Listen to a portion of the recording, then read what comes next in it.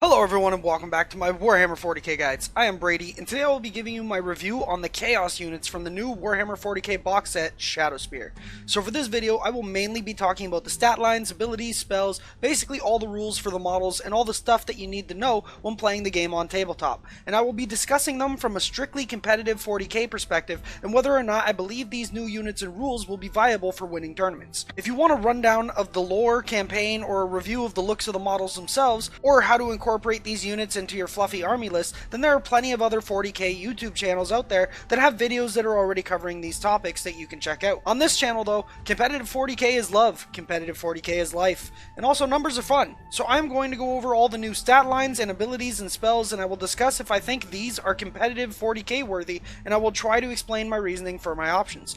With that said, let's not waste any more time on exposition, But let's just jump into it. so in this box set you get two mini codexes, the Demonkin and the Vanguard Marines. Let's start with the Demonkin first since, well, that's what I said I'd be covering in this video, mainly because Chaos is my favorite faction in 40k and also because I'm biased. So the first thing to talk about is the generic rules on page 14 and 15. It describes the Legion keyword and the Chaos Mark keywords and how they work, and it goes over the Death to the False Emperor and Demonic Ritual abilities. Basically the same stuff you get in the Chaos Space Marine Codex, and nothing has really changed. It just seems this time around it's worded a little bit better. Then on page 16 we get into the actual units, their stats and abilities. The good stuff, as I like to call it. The first unit is the Master of Possession, which costs 98 points altogether. And I know I said I wouldn't be talking much about the models themselves and how they look, but holy hell do I love this model.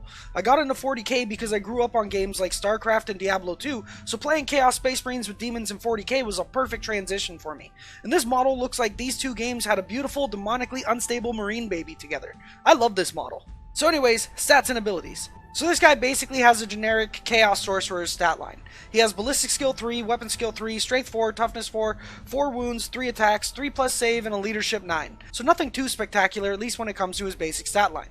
He comes with a Force Stave, Bolt Pistol, and Grenades, and he's a Psyker that knows 2 spells from the new Malefic Discipline, which I will talk about in just a second when I'm finished talking about all of his abilities, since the Malefic Discipline is a big factor in whether I think this guy will be viable and competitive, or if he won't be. So the last thing to mention about his basic stats is that he gets a 5+ invul, and also has an ability called Rite of Possession, which is a 12-inch aura that makes enemy Psykers within the aura suffer perils of the warp when casting spells if they roll any doubles. Not just double 1s or double 6s like normal, but any doubles. So what makes this guy slightly better than a normal sorcerer is that he has an invulnerable save unlike normal sorcerers, and he gets that bonus ability, Rite of Possession, which is pretty nifty. But it is kinda situational since it's not often that you are within 12 inches of an enemy Psyker, and on top of that it's not often that they will roll doubles when casting spells within that 12 inches. It's also easy for the enemy to just walk outside the 12-inch aura if they are scared of rolling doubles, so it's a cool ability and there are situations where it will help, but in my opinion it's definitely just situational. But other than those two abilities and the new Psychic Discipline the Master of Possession has access to,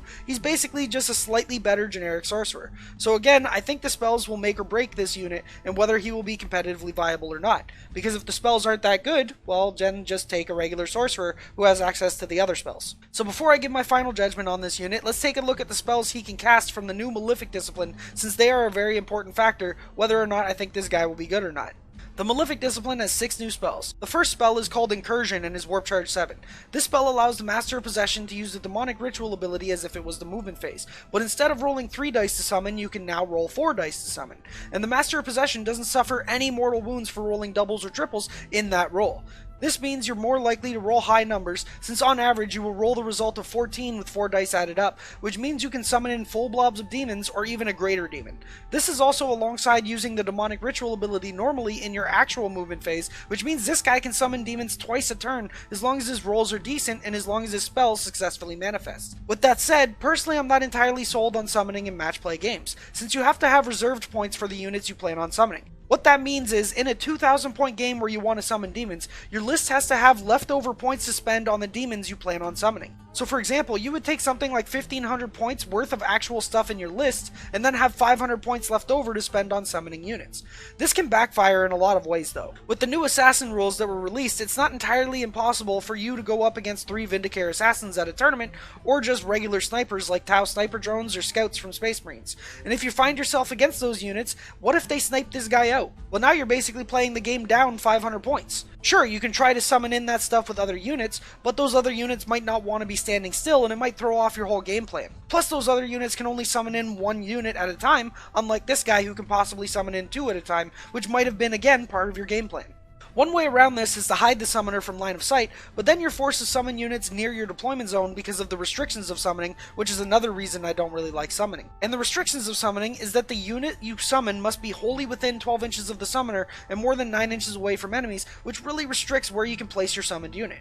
I would much rather just bring the units that I was going to summon in my normal list and pay the command points to deep strike them normally. This way they don't have the restriction of having to be deployed fully within 12 inches of the summoner. Summoning does have a few upsides though. The first is that the units aren't on the board turn 1, so they can't be killed. The second being that you don't have to pay command points to deep strike them. And the third is that they aren't taking up a detachment slot since you're summoning them in, so you could just bring 3 detachments of Chaos Space Marines and then still bring demons in through summoning. But personally, I really don't like those restrictions. At least I haven't found a way that I personally can play within them and still have a good viable list for competitive play. And also, there's just too many things that can go wrong, like I said earlier. I'm not saying that summoning can't be viable. In fact, Josh Death did very well at the last LVO with a demon summoning list, so it's been proven that it can be viable. All I'm saying is that personally, I haven't figured out a way to make it useful for myself. Maybe it's just because my own playstyle and summoning doesn't mix, and maybe it's because I just haven't been able to think outside the box when it comes to the mechanic. But overall, I'm just not sold on summoning still. So although this spell does sound great, personally, I can't see myself using it in match play games. The second spell from the Malefic Discipline is called Sacrifice and is Warp Charge 4. This spell allows you to pick an enemy or friendly unit within 2 inches of the striker, and you cause a mortal wound to them. Then you heal D3 wounds on a friendly Legion Demon model within 18 inches of the striker. If the model you caused a mortal wound to was a friendly Warpsmith, and the friendly Legion Demon model is also a Demon Engine, then it heals 3 wounds instead of D3. So before I get into my verdict on this spell, I feel that we need to go over the other spells from the Malefic Discipline that have to do with Demon Engines and see how they all synergize together, and whether or not they make Legion Demon units viable. So skipping ahead, the fifth spell from the Malefic Discipline is called Cursed Earth and is Warp Charge 7. And if this spell is successfully manifested, all friendly Legion Demon units within 6 inches of the Psyker get +1 to their invulnerable saves until the start of your next Psychic phase. And then the sixth spell is called Infernal Power and has a Warp Charge 6. This spell is another aura for friendly Legion Demon units that allows them to reroll 1s to hit and 1s to wound. And that's it for the spells that buff Legion Demon units. So out of these 3 spells, I think Cursed Earth or the +1 to invulnerable saves is the best one when it comes to Demon Engines. And I mentioned Demon Engines because I honestly think that this is what those spells were meant for, is to try to buff Demon Engines, like Defilers, Forge Fiends, Mauler Fiends, stuff like that.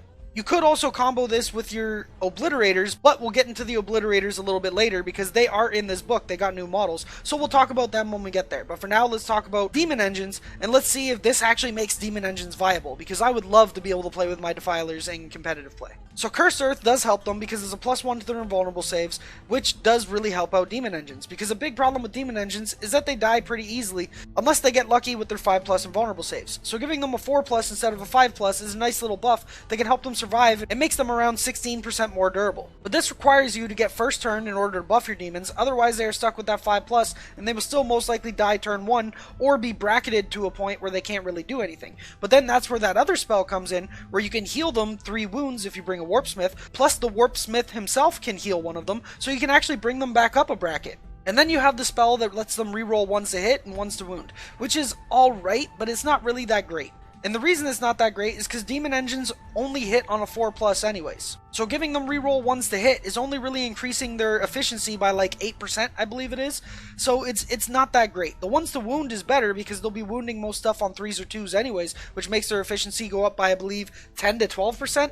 But just the 8% increase for rerolling 1s to hit on a unit that hits on a 4+ anyways isn't all that great, to be honest. So this kind of thing would be better on something like the Obliterators, in my opinion. So overall, I do think these are nice little buffs for Demon Engines, and I think it might be able to push them into competitive viability, because in Chapter Approved, they were lowered in points enough that I think it might be okay to bring them, but to be honest, I would need some testing, and I don't think that it's actually, I'm not 100% on saying that they would be viable with this guy now, because this is a lot to invest. You'd have to bring this guy, plus like 3 Demon Engines, maybe 4 in order to make it viable, but then with those 4 Demon Engines that you're spending those points on, you could bring other things that do their job just as efficiently, if not more efficiently, for around the same points. So again, I'm kind of on the fence with it. It is nice, and I would really love to play with Demon Engines, but I'm just just not sure if this actually brings them up to where they need to be in order to compete with like the tier 1 armies and stuff. Because again, remember, I'm trying to come at this from a competitive perspective, and if I would use this stuff in a tournament list to try to win a tournament. So let's get back to the rest of the spells and coming to a conclusion for the Master of Possession. The third spell is called Mutated Invigoration and is Warp Charge 7. If this spell is successfully manifested, you may select a friendly Spawn, Possessed, Obliterator, or Mutilator unit within 18 inches of the Psyker, and until the start of your next Psychic phase, the affected unit gets a certain buff depending on what unit you chose. If you chose Possessed, they can re-roll the number of attacks they get. If you chose Obliterators or Mutilators, they can re-roll the rolls for their Strength, AP, and Damage characteristics for their Flesh Metal weapons. And if you chose Spawn, then you can re-roll your Mutated Beyond Reason roll. This spell is okay, and it's actually really good on the Mutilators and Obliterators, but unfortunately, well, we'll get into those later when I talk about the Obliterators. But until we get into that, yeah, this is okay, but Spawn really aren't that great anyways, unless you're trying to bring a Chaos Space Marine Brigade, and you need them for your fast attack slot, because they are the cheapest fast attack, and Possessed aren't that great anyways, because they suffer from the same thing as other non-deep striking melee units that aren't characters, which is that they just die before they get into combat.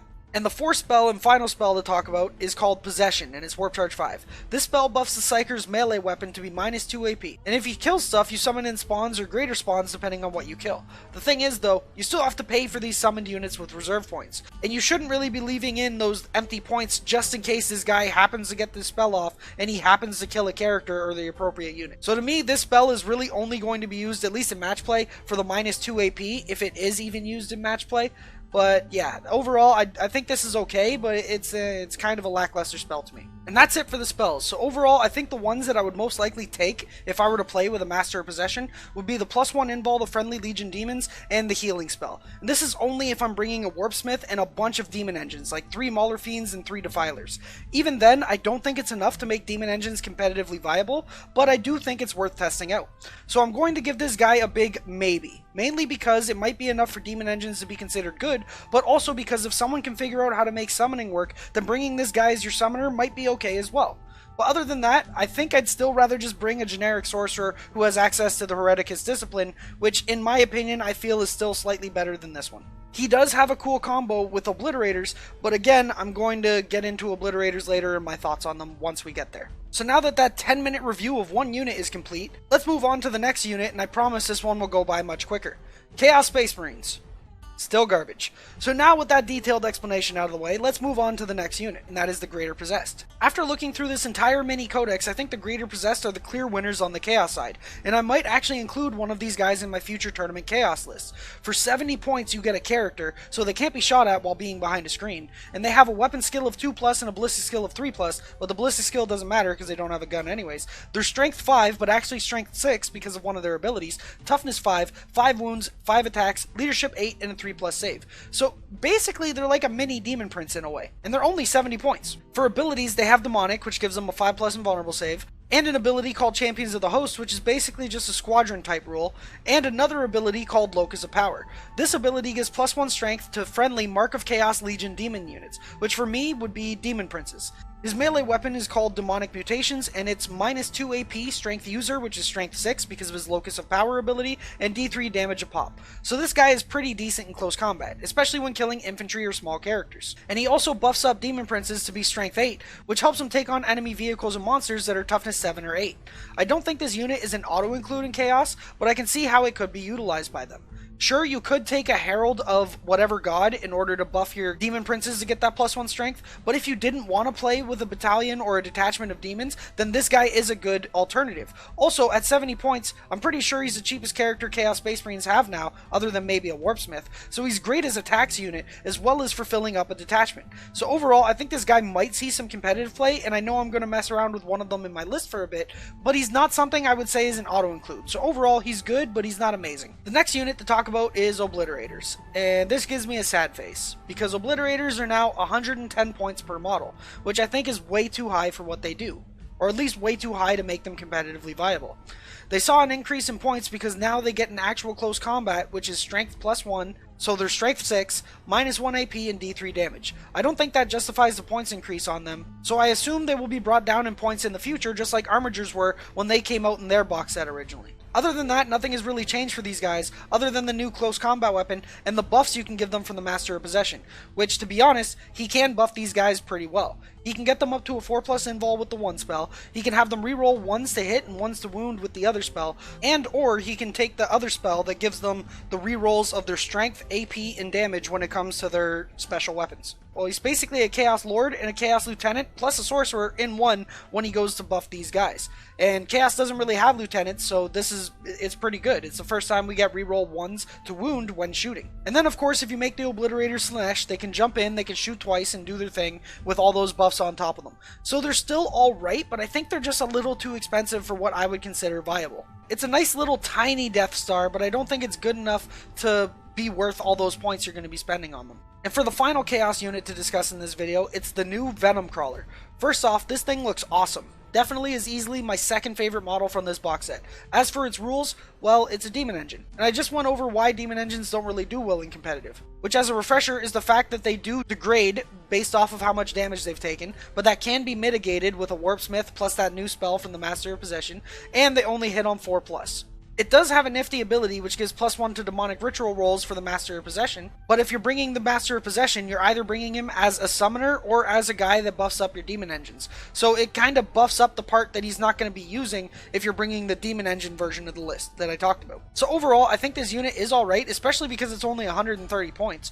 And maybe it could be tested out with that combo I was talking about earlier with bringing all the demon engines plus maybe a couple of Masters of Possession in order to buff them up, but I'm not necessarily sold on it. So I'm going to give this unit a maybe, but leaning towards no. I don't really think this unit is going to be that viable in competitive play. So that covers all the units and spells. So this means there's one last thing to discuss before we end this video, and that is the new Warlord Traits. So these new Warlord Traits can be given to any vanilla Chaos Space Marine Psyker, which I think is really cool. The first Warlord trait is called Arch Sorcerer, and it allows you to know one additional spell from the discipline they normally learn from.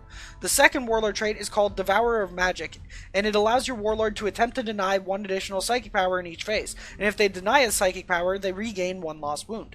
The third Warlord trait is called Reader of Fate, and you can reroll one failed psychic test for your Warlord once per battle. In addition, if your army is Battleforged, every time you successfully manifest a psychic power, you roll a dice, and on a 6+, you gain one command point. The fourth Warlord trait is Infernal Gaze, and this trait makes the Warlord's Might spell 24-inch range instead of 18.